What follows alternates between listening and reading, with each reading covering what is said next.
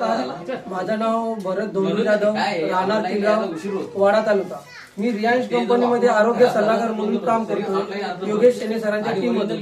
तर मी ह्या काकांना हे औषध दिलेलं, तर त्यांना दिल्यानंतर किती वर्षाचा आजार होता आणि हे औषध घेतल्यानंतर त्यांना किती दिवसात रिझल्ट आला आपण त्यांनाच विचारू.